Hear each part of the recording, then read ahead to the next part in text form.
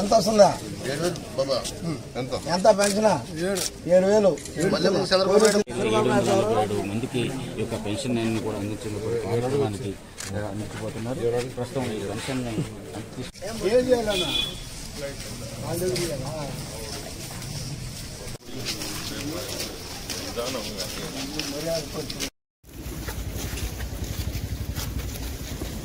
Sir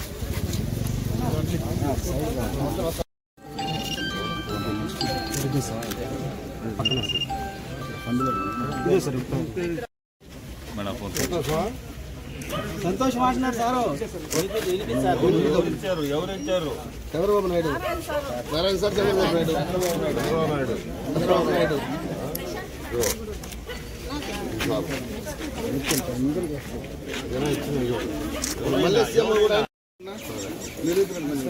అమ్మా సాయిదన్న కుదురుతున్నారు అనుకుంటున్నాను.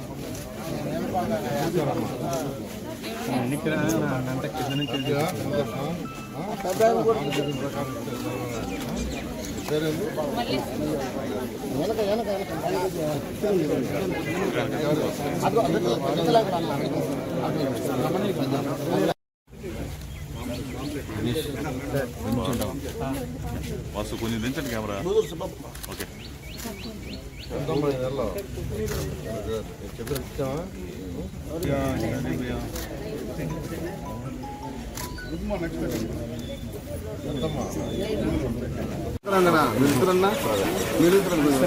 అమ్మా సాయిదన్న కుదురుతున్నారు అనుకుంటున్నాను.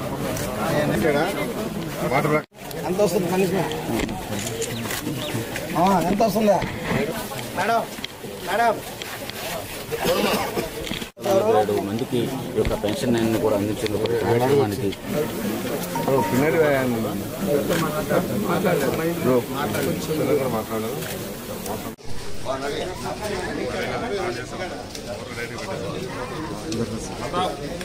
ఇటు అన్నా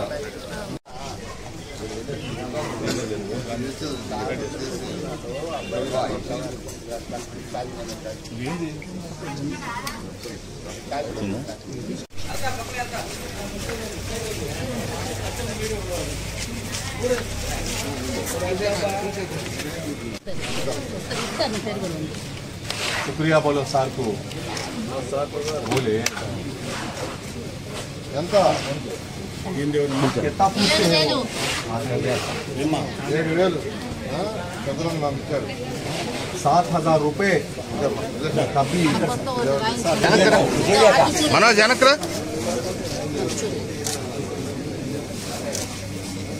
ఎంత 7,000 రూపాయలు शुक्रिया बोलो చంద్రన్న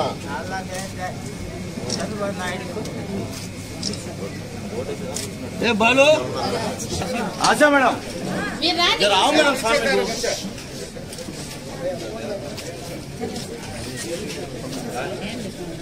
ఇబ్బంది అయిపోతుంది. దిస్ కమిషన్ ఆఫీసర్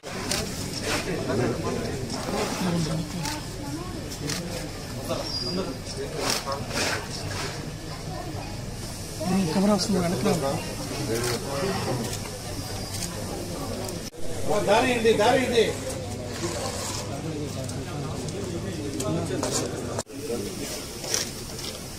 ఓకే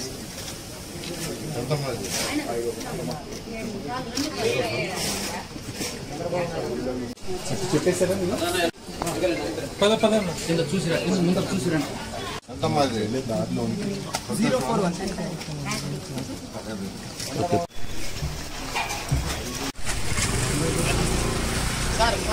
041 నా పేరు రాజేశ్వరి. ఈ జెండా ఈదు ఇంతకుముందు 3,000 ఇస్తుంది. ఇప్పుడు నిలువ అన్ని మీటింగ్ ఉన్నప్పటి నుంచి 7,000 ఇచ్చారు సార్. ఇంతకుముందు నుంచి 4,000 ఇస్తారు సార్. నారాయణ సార్.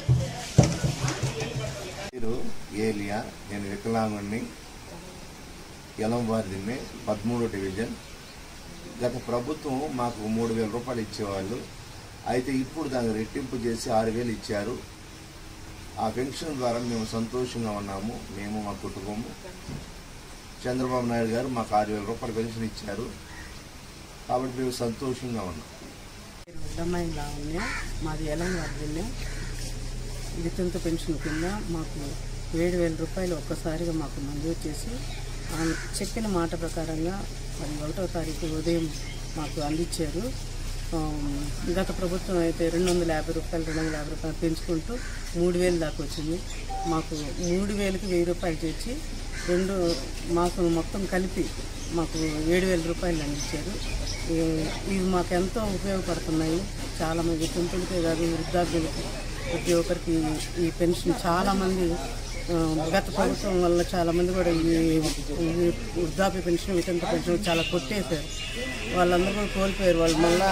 వాళ్ళకు కూడా ఇట్లాంటి అవకాశం మళ్ళీ కావాలని అలాగే ఇచ్చినటువంటి నారా చంద్రబాబు నాయుడు గారికి, మన ముఖ్యమంత్రి గారికి, అలాగే పవన్ కళ్యాణ్ గారికి మా ధన్యవాదాలు తెలియవచ్చున్నాం.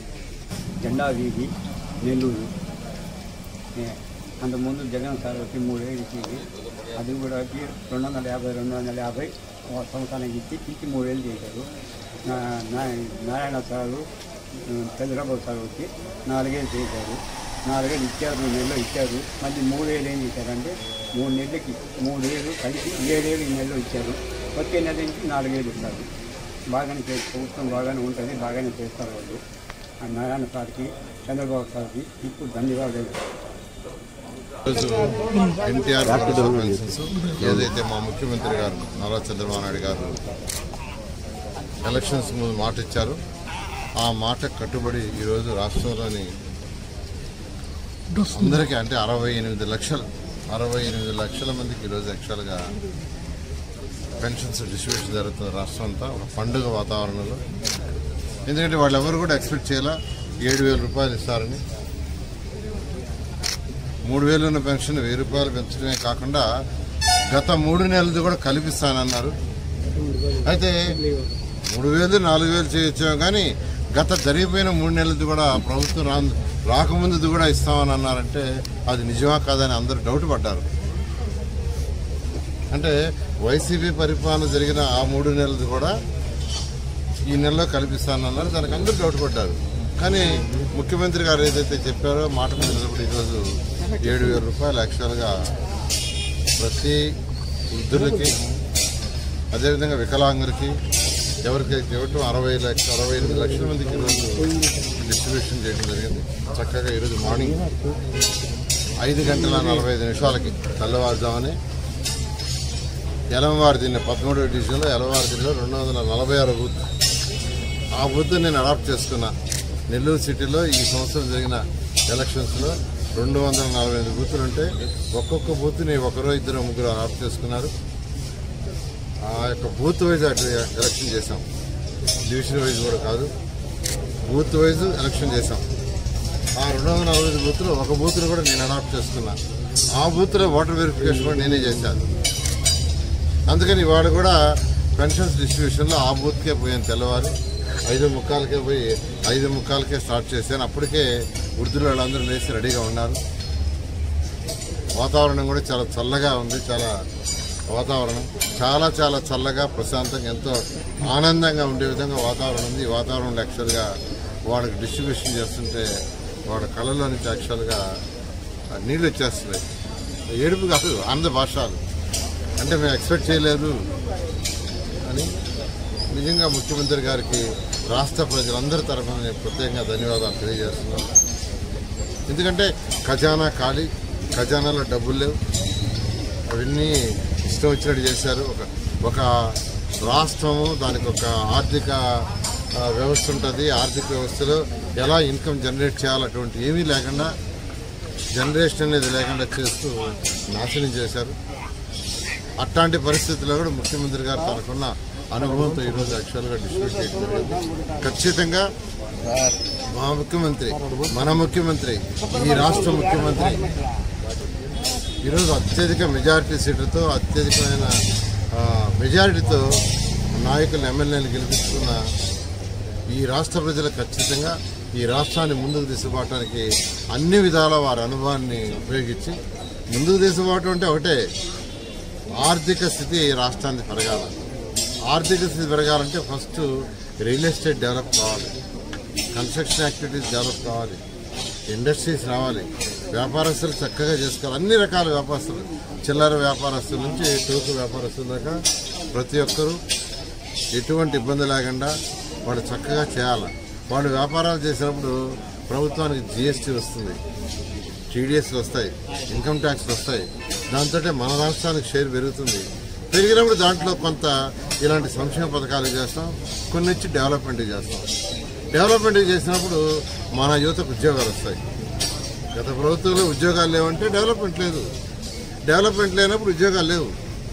అందుకనే డిఎస్సీని అనౌన్స్ చేసి 16,000 పైగా వాళ్ళకి యాక్చువల్గా ఉద్యోగాలు వచ్చేటట్టుగా సీఎం గారు ఒక మేజర్ డెసిషన్ తీసుకున్నారు. సో ఆర్థికంగా ఎంతో ఇబ్బంది పెడుతున్న రాష్ట్రం మాట తప్పకుండా ఏదైతే మాట చెప్పారో ఆ మాట చేసి దాంట్లో డిఎస్సీ నోటిఫికేషన్ ఇచ్చినందుకు అటు చదువుకున్న వాళ్ళందరూ ఈరోజు ముఖ్యమంత్రి గారు ధన్యవాదాలు చెప్తున్నారు. ఈరోజు పెన్షన్స్ ఏదైతే రిలీజ్ చేసేవాళ్ళు డోర్ టు డోర్, ఇక్కడ కూడా ఒక విషయం ఉంది. అంతకుముందు వాలంటీర్స్ ఇచ్చేవాళ్ళు, హైకోర్టు సుప్రీంకోర్టులో వాలంటీర్స్ని ఎలక్షన్ ముందు ఉపయోగించకూడదంటే వాళ్ళు ఆపేశారు. ఆపేసి ముసలి వాళ్ళని సెక్రటరియట్ తెమ్మన్నారు. పాపం వాళ్ళు వచ్చారు, క్యూలో నిలబడ్డారు, నానా బాధలు పడ్డారు, అక్కడక్కడ కొందరు చనిపోయారు ఆ ఎండలో. అది ఎండ. ఆ రోజు మా ముఖ్యమంత్రి గారు నాయకుడు చెప్పాడు, రాష్ట్రంలో ఎంతో మంది ఉద్యోగస్తులు ఉన్నారు, వాళ్ళందరిని ఉపయోగించి ఇంటింటికి పోయి ఇప్పించండి అన్నారు.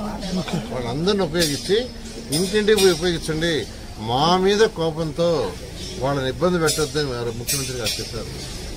ఈరోజు ముఖ్యమంత్రి పార్టీ అధినేత చెప్పారు. కానీ వాళ్ళు ఇలా ప్రజలకు మా మీద కోపం రావాలని వాళ్ళందరినీ తీసుకొచ్చారు, చాలా ఇబ్బంది పడ్డారు.